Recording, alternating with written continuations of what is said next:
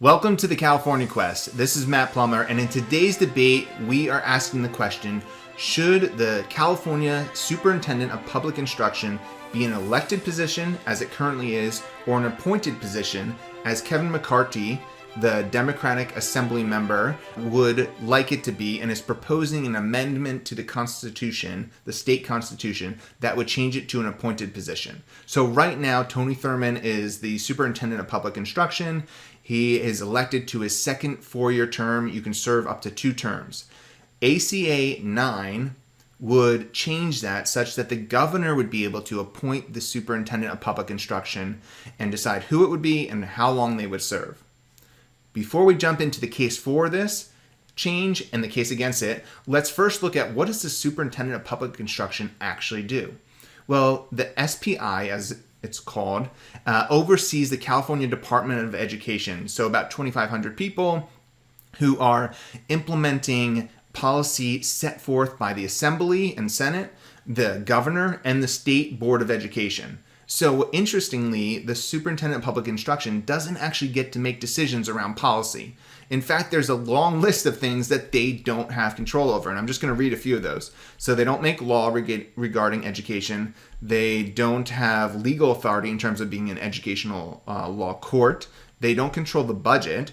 They don't control policy. They don't control textbooks. They don't certify teachers. They don't control facilities. They don't rescue schools if they're failing. They don't do turnarounds, though there is a little caveat to that. And they don't oversee the colleges. So this role is largely operational and administrative. Basically, the policies are set by other bodies, the governor, the legislature, and the State Board of Education, and they implement it.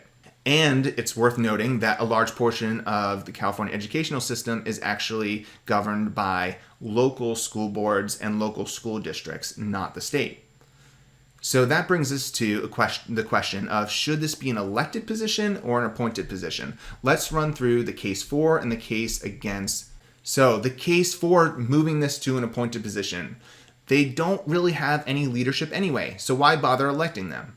Number 2, if it was an appointed position, they would work better with the governor and there would be more seamless coordination, so they'd be able to implement and execute more efficiently. Number 3, this would be a more qualified person if it wasn't a political position, because people who wouldn't be running for it, who want to increase their political status, instead the governor could appoint someone with the requisite expertise. And number 4, here's the argument that people actually don't really know what this position does and who is running for it, and so they aren't making informed decisions anyway. And so why give them the opportunity to vote for another thing if they're really not going to know who they should pick? All right, the case against.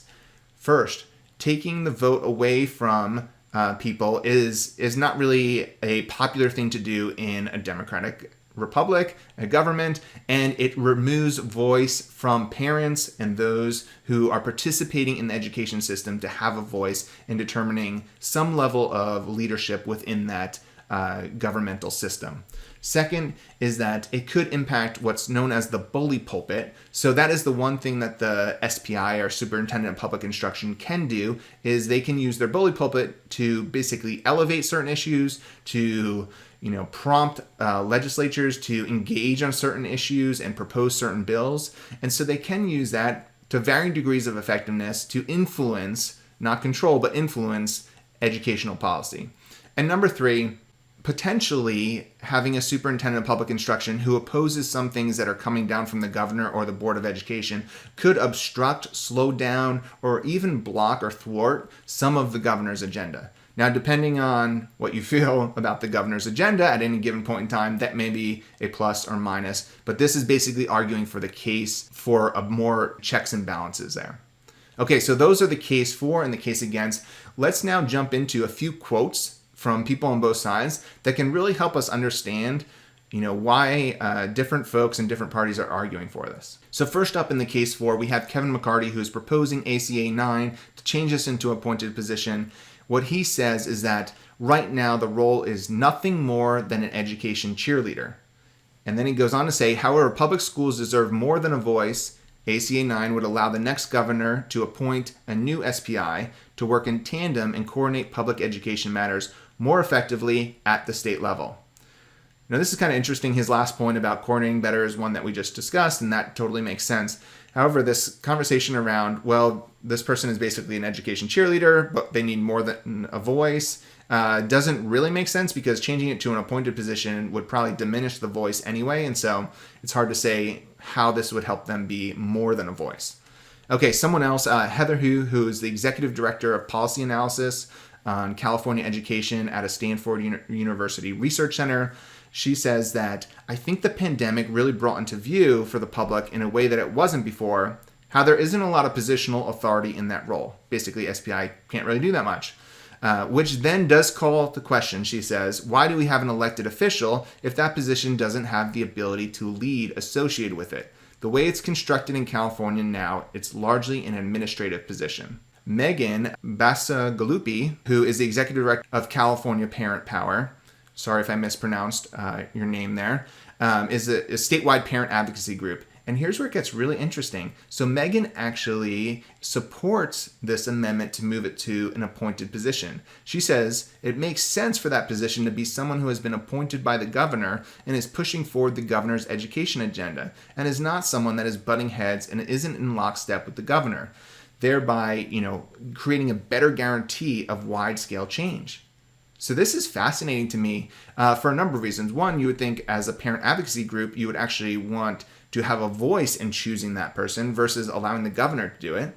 And also, honestly, California education policy hasn't been super popular over the last few years. 4 in 10 Californians think that education has gotten worse over the last few years, and half of parents say that they would prefer to move their kids to private or religious schools if they didn't have to worry about cost or location. And so the idea that removing any obstruction to the governor's agenda is something that a parent advocacy group is advocating for is really strange to me. Megan also says that, it's often filled by people who are using it as a stepping stone instead of people with a proven track record. And that makes, complete sense. Though, is that what has actually played out here? Tony Thurmond was in the, California legislature. He was on a school board previously. He definitely had some education experience. You could argue the extent to which that was super robust. Marshall Tuck, who was somebody who ran against him in previous elections, had tons of experience, was the head of a big charter school in California, and then appointed to a task force over the Los Angeles schools. And so it does appear that many of the people who are vying for this position do have, at least a decent resume when it comes to educational experience. So that takes us to the last argument, which is basically, do people actually know anything about this position?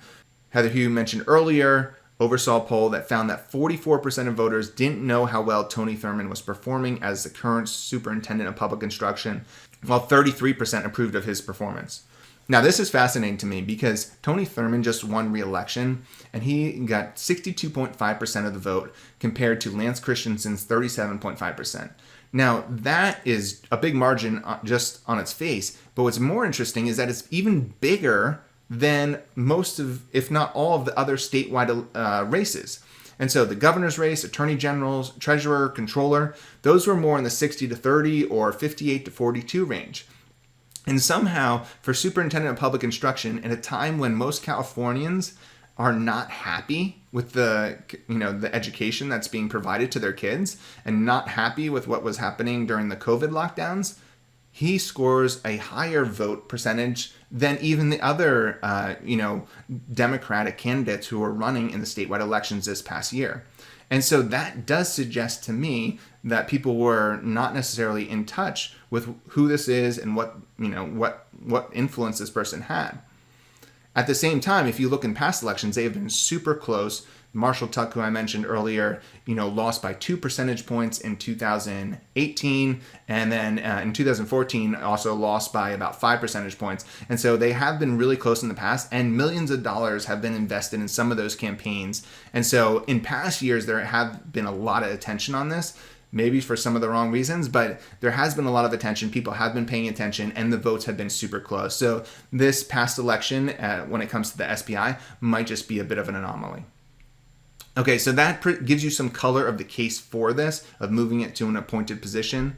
When it comes to the case against, I want to share a few quotes here that also unpack, who is actually against this, who wants it to remain an elected position. And one that you might be surprised about, which I am as well, is that the California Teachers Association, one of the two teachers unions in the state, they haven't declared an official position on it, but their spokesperson just said that they have opposed similar attempts in the past because they are not wanting to take that choice away from parents and voters. Now, this is surprising to me. I would expect them to want it to be an appointed position. However, it's possible that they feel they can have more influence as a teachers union on an election than on a governor making an appointment. And so, we know that they spend millions and hundreds of millions of dollars on campaigns throughout the election cycle. And so this might be a way for them to continue to influence that, is by, supporting a candidate for Superintendent of Public Instruction. It's a little unclear why exactly they would be supporting this. So a few other voices who are saying that they want it to remain an elected position. Connie Leyva, who's a former Democratic state senator and is interested in running for SBI, so in 2026. So it makes sense that she would want this to remain an elected position. She says, in a time when we need more civic engagement and need to strengthen democracy, why would we take an elected position and make it appointed? It makes no sense to me. I always feel that appointments lend themselves to be rife with political favoritism. Now, this is interesting, and it's the counter to the idea that on the case 4, that people are using it as a political stepping stone, and that if you remove that, then you'll have more qualified appointments. And so here we also can question, well, do our governor and our leaders appoint people that are qualified, or are they appointing people as political favors or thanks for other things that have been done in the past? That's obviously a bigger topic, but it's something certainly worth considering if you're worried about talent and which of these two yields the better talent. Okay, Delane Easton, who was a state superintendent from 1995 to 2003, also opposes this, maybe not surprising. And what she says is, if any constitutional officer should be elected other than the governor, it should be the Superintendent of Public Instruction. I really do believe that the superintendent needs to be somebody who is a voice for the children and their education, and not just going along to get along with the governor. So she's making that case that we don't actually want it to be seamless coordination between these two. We want there to be a separate voice that's representing the kids, the parents, and rather than just representing the governor's interest. And so depending, again, on how you feel about a governor's interest or how you feel about the balance of powers currently, that would be an argument that you might support. So, but the question is, if the Superintendent of Public Instruction does disagree with what the governor is doing or the Board of Education, can they actually have any impact and really slow or block that?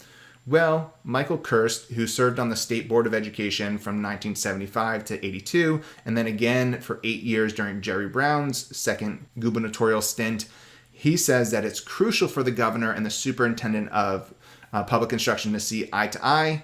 He said the tension between the two offices has stalled education policy. I've seen that movie and it isn't pretty.